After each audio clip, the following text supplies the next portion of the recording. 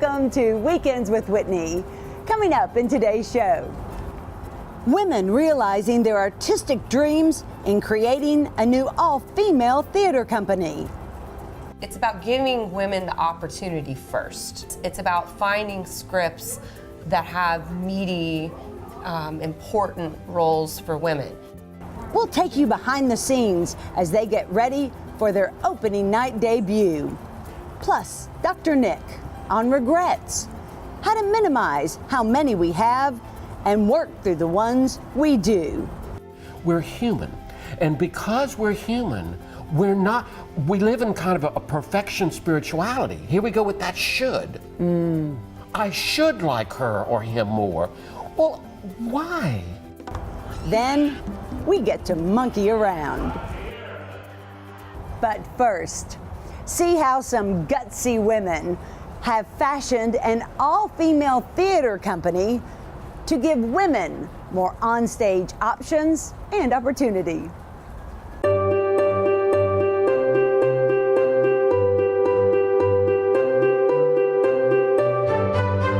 Song slowly fades and enter. I always wanted a pair of black cowboy boots. I thought they'd make me look rangy and taller like a girl named Slim, a guy I could really go for. Rehearsals are winding down because the curtain will soon go up for the Red Magnolia Theater Company's debut performance. Co-founders Michelle Johnson and Paula Shreve wanted richer, more complex character roles for women. I want to hear about women that aren't in the stereotypical roles, because there's so much diversity out there in women. So many great professions, so many great lives, so many untold stories. What are they?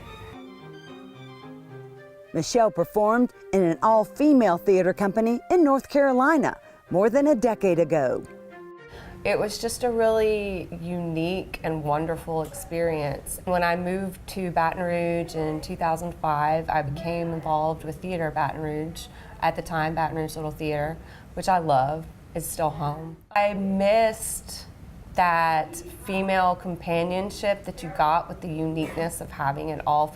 Not that regular community theater isn't wonderful. I love that. I mean, I met my husband at TBR doing a show. So if I had stuck with all female groups, I would have never met him. So, You'd be single today. Exactly. So, but it just, it was just always in the back of my mind. It was about expanding possibilities. Community theater is for the community. So they pick shows that general audiences will enjoy. Because of that, so many times there are few female roles. It's just the way that stuff has been written for so long. We really wanted to, if you audition for a show that has one amazing part that you want, if you don't get it, then you may be waiting around, for a while before another role comes available that you're really excited to do. I just wanted a chance to create more opportunities. An opportunity director Macy Jones couldn't pass up. First, I can't decide. I want you to move to the stage left chair. It's the mission of creating space for women artists and women craftspeople and their stories that I think is really important, and there can never be enough of that in Baton Rouge. The company's an offshoot of Girls' Night Out. It was just a gathering of women at various homes over wine or coffee and some like hors d'oeuvres, and then just chit-chatting and then reading a script. You're pretty enough for all normal purposes.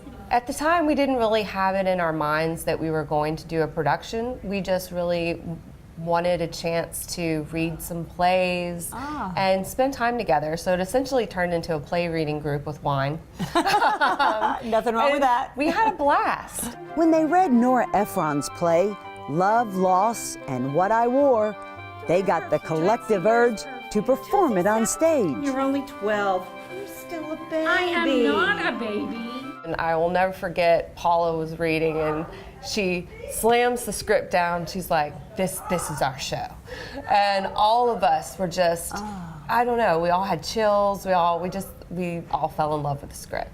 As soon as I read the script, I knew that I wanted to pitch to do this show because the play itself is so much about memory and the memories that we have with our family members and our partners and our best friends, and how the clothes that we wear hold those memories. And so the message behind it was just really spoke to me. The play weaves women's stories patterned around what's in our closet and how it shapes the fabric of our lives. The show, I think it relates to everybody, whether you're a woman or not. Everyone has something that they have a specific memory of, that some sort of attachment, whether it be a piece of jewelry, a dress they wore when they were in second grade for the first time, wedding dress, something. And men in general, like there's every character in this play is someone that people knows.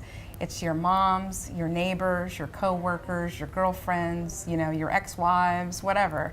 Everybody will enjoy it. It triggered one of Macy's special memories. I would sit underneath my grandmother, my great-grandmother's quilting square, and they would quilt and they would gossip about it. And I have the quilt that my great-grandmother made for me for my 9th birthday. When I first read this play, I thought about how when I still have it, when I wrap myself up in that quilt, I'm wrapping myself up in the stories that soaked into that fabric. Memories cling to clothing. My mom left Cuba at the age of 15 because they were being exiled. She was telling me that the only memory she had of the day that she got on the plane and left her country was the dress that she was wearing. That's all she remembers. Memories in the play are snapshots of poignancy, reality, and diversity. There we were, meant to be, with our black boots and our freckles, skinny, freckly arms all entangled. She followed him to Seattle. He invited me. No, he did not. I wanted actresses from all ages. I think our youngest one is 24, and then our oldest one, I believe, is in her 60s. And we have different faces, different bodies on stage, and I really wanted to create that space. I love it because it really is women. Yes. We're not in some little shadow box. So. Right, exactly, exactly. Don't go. Please don't go, please. Don't go. I didn't mean it. I love you. I love you. Corinne Bourgeois loves the thrill of live theater. How spur of the moment everything is, and how it has to be so on because it's just that moment, like it's all you got. It's a little more special than, taking 50, 80 takes of something. Which I finally told him, in those very words. And he said, if you're gonna insult my family, I'm out of here. And she said, Fine. isn't that great? Ironically, Michelle and Paula aren't acting in this production. As an actress, I'm really glad I'm not in this show because when we first started this, most of us that are actresses were planning on Being in we're it. gonna That was be one in of the it. reasons. Exactly. We just decided not to. So you There were didn't even many- audition? We didn't audition. Yeah, we knew that there were so many different women who came out, so we wanted to, we wanted to see who was coming to our, first auditions, and we liked everybody, and we were excited. Paula and Michelle are working on the producing and directing aspects of the show. It's almost like this baby that you want to see the baby stand on its own 2 feet. Like you're so proud of all this because we've all put work into this and elements that we've never done before. I've never done the production side. I'm learning all kinds of stuff. I've just shown up on stage and done my scenes. I'm learning about directing and lighting, and all of us are sort of all hands on deck. We're all learning new things, and I think we're all caught up in the excitement of learning those new things that for this particular show, we want to just kind of sit back, and we have so much talent in this city. Talent that's returning because Red Magnolia made it flexible.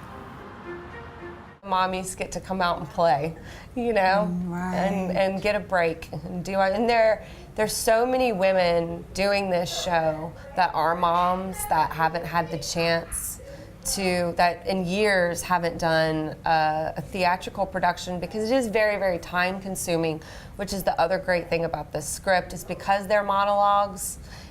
Not every person has to be here every night. You know, some people may only be called once a week. So it's a very flexible schedule for us. And, you know, we're hoping that we can always try and maintain that to a certain degree, as to keep women that have busy lives with children, families, and that type of thing, still let them be involved.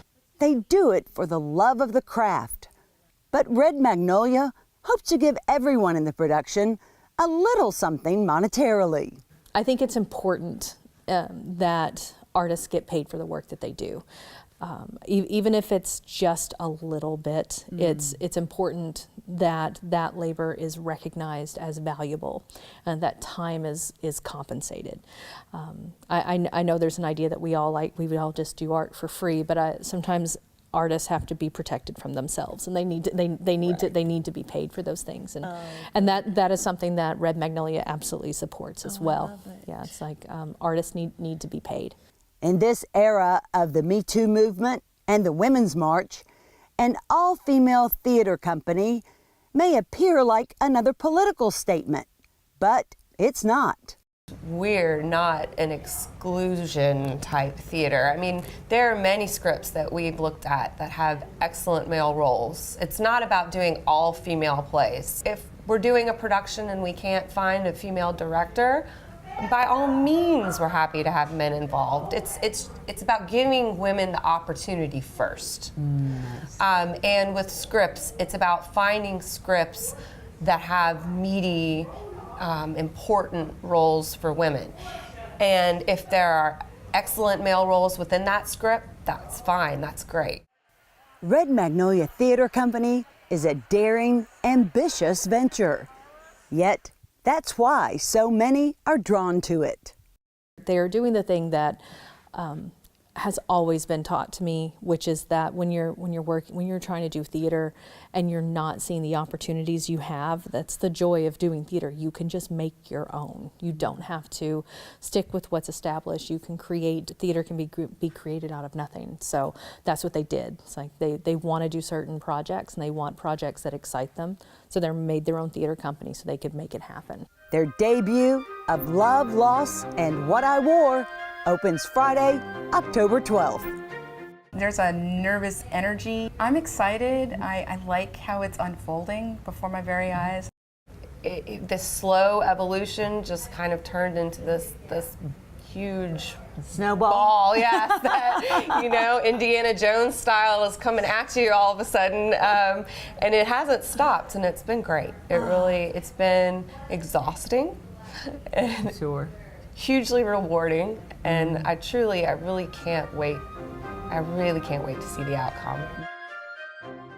After their Friday show, they have another one Saturday, October 13th, and 2 on Sunday, October 14th.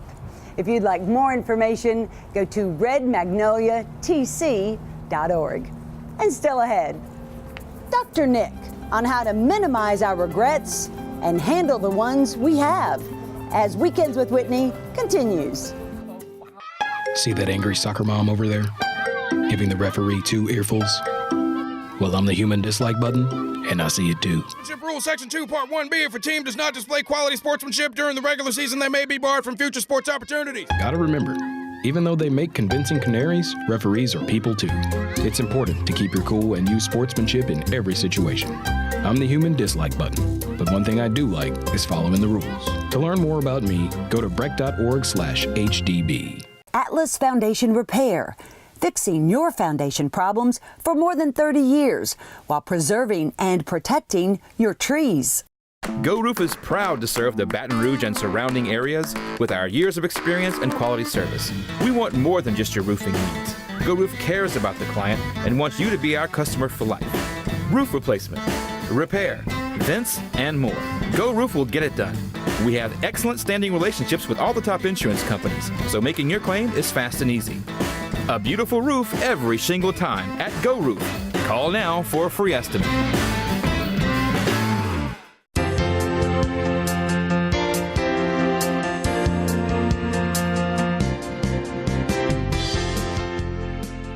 Regrets, I've had a few. But then again, too few to mention.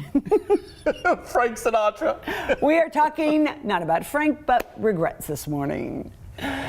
Because we sometimes can get boggled down with them. We can't. You know, Whitney, this could be the shortest segment we've ever had. Let's take the Frank Sinatra song. Okay. Regrets, I've had a few, but then again, too few to mention.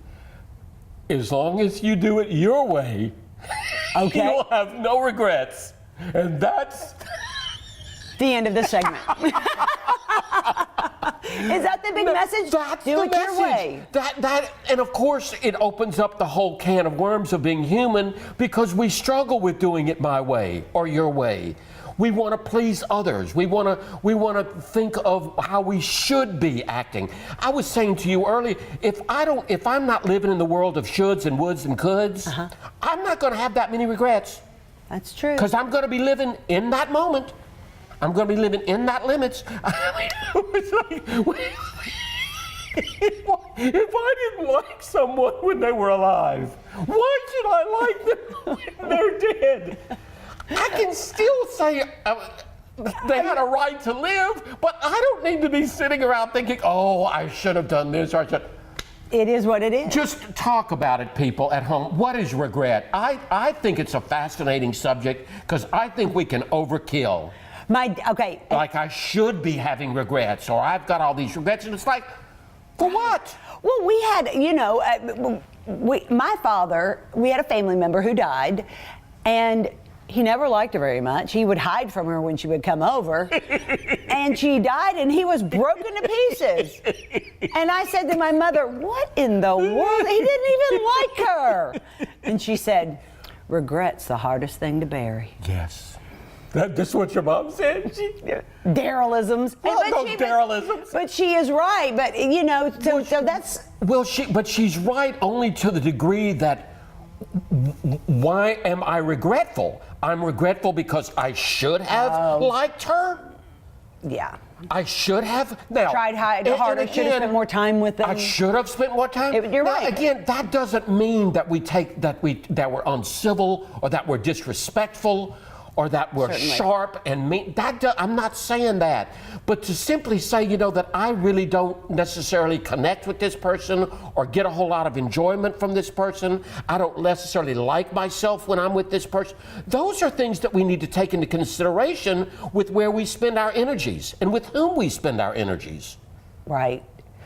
And then we don't have regrets. It's like that's okay, it was what it was. But then there are some people that we're just going to be so grateful for everything we had with them. Right. I'm talking about people now, but we can also have maybe regrets about jobs, but I don't even know if that's fair to get too caught up in it. Sure. Do you, but is part of the problem with regret and death, sometimes when those two things intersect, is it because it's so final? It is final. And I will give you that. Okay. That there's something to that because I do know people, and every once in a while I want to say to them, if she dies before you reconcile, you're not going to do very well. And people say, yeah, you're right. I'm like, okay, well then let's work on it. Yeah. Let's at least try. Get reconciled doesn't mean we're going to go back. Reconciled doesn't mean that we're going to start and repeat and go back to where we were. Okay. We can still go forward. Okay. And be reconciled. But Whitney, there's another thing about regret that I think we need to take into play too. We're human, and because we're human, we live in kind of a perfection spirituality. Here we go with that should. I should like her or him more. Well, why? Because it's the Christian thing to do? No, the Christian thing to do is to be charitable and to be humble and to be just right? Right. To treat everyone fairly. Right. I think sometimes when people feel that way about family, it's tougher because you're supposed to love your family, because you're supposed to, love your relatives, and some, we don't like them all. And again, I would be willing to bet on camera that there are parents that like some of their children better than others. Sure. And it's okay. The question is it fairness? Is it civil? Is it charitable? Is it respectful? I mean, my brother was always favored, but we got over it. He was always liked, Marty. He'll tell you. Yes, he will. And your mother would have said the same thing. He is my favorite. She would have said the same thing. But I just think that it's an interesting topic because it's one of those things that we need to maybe every once in a while, if not daily, may I live a life that has no regret. No regrets, yeah. May I live today to the fullest and accept the limitations and handle life and adapt to whatever comes my way without regret. May I make good decisions. Certainly. May I make the best decision possible and then leave the results to God. That's one of my favorite lines. Mine too. Mine too. Do my best and then leave the results to God. I don't have a magic wand that tells me what tomorrow's going to bring, or how long I'm going to be alive, or what's in store. Good. So anyway, thank you. Today's challenge is let's all have no regrets. I think it's a valid. I do too. Goal. Goal. I think it's a valid commitment. I do. And when they get in the way, we need to try to. Okay, how can I do better with this so that I don't have any? Perfect. Thanks, Dr. Nick. More Weekends with Whitney after this. And after the Solly. Atlas Foundation Repair, fixing your foundation problems for more than 30 years while preserving and protecting your trees. Each morning in Baton Rouge, we rise to meet opportunity. We carry the weight of responsibility proudly. We choose our paths, we move fast, and we fly high. We light the way for others to follow. We make it happen. But what really matters is what happens when we land at home. Baton Rouge Metropolitan Airport. Fly easy.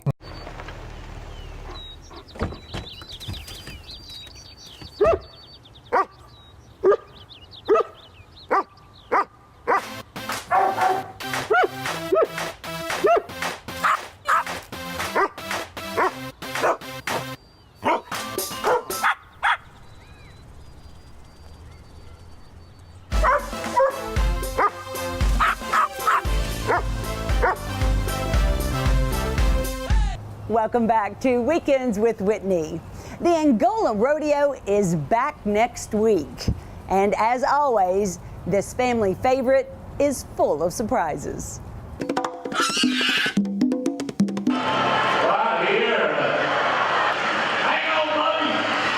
What a sight! Capuchin monkeys herding sheep atop border collies. They stole the show at this fall's Angola Rodeo. Tim Leopard's act is the only one like it in the world. Okay, so how in the world do you get monkeys, dogs, and rodeo all together? It was a book, Curious George. I read the book, so when I was a kid, my mom said I wagged a sock monkey around all my life, and she said that you wagged the stuffing out of it, but I've always wanted monkeys, and I took it to the extreme. Tim got his first monkey from South America when he was just 17. He was also riding bulls and on his way to becoming a champion bullfighter. 9 surgeries later, he decided to monkey around. I'm blessed with what I have now because I've got some of the most amazing animals you'd ever meet. You must be an amazing trainer. I've always said what you put in them is what's going to come out of them, and time, patience, and a lot of care and a lot of love.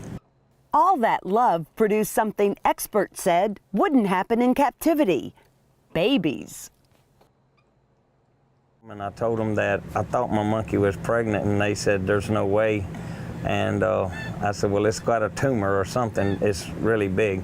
And they said, your monkey's not pregnant. So I put it on the dog and kept letting it ride. The I put it up after I got through performing and went out during the bull riding and come back after the rodeo, and there was 2 little black eyes on her back moving around. And I thought, what in the world is that? I thought something crawled in the cage and was trying to eat her, and it was that little baby monkey. 8 more babies would follow. Monkey see, monkey do. Now, do you sell them or keep them? Well, I sold a few, and it was like hard times. You know, like you going through the winter and just hard times. But then we started getting close. You know, and it's like getting rid of your kids. So I never got rid of any more. Audiences love them. After all, what's more fun than a barrel of monkeys? I do a lot of NFL football games. The Pittsburgh Steelers, Chicago Bears, and the Cincinnati Bengals are this year. See, I've done the New York Giants, Indianapolis Colts, and this year I also done 37 baseball games. So, and we've done ice hockey, baseball. I've done every sporting event except for swimming, golf, and tennis. They travel in style in Tim's signature Wild Thing. It's outfitted with special cages, custom costumes, and their own dressing room. The last 10 years, my monkeys don't think they're monkeys, they think they're human. And sometimes I can take them home and put them in with the other monkeys, and they don't want them other monkeys touching them. Home is Tupelo, Mississippi. Born through a party in the county jail. Birthplace of the king of rock and roll. Everybody let rock. That's why my new monkey friend is named Little E. Named him after Elvis. And he had a little Elvis cape on today, and he was dressed like Elvis. Tim charges between $4,000 and $12,000 a performance. But for many, it's priceless. But I'm giving you something you ain't never seen either. The rodeo is held every Sunday in October, but get your tickets fast because they often sell out. Thanks for sharing your time with us here on Weekends with Whitney. We hope to see you back here again next week. But until then, we leave you with this.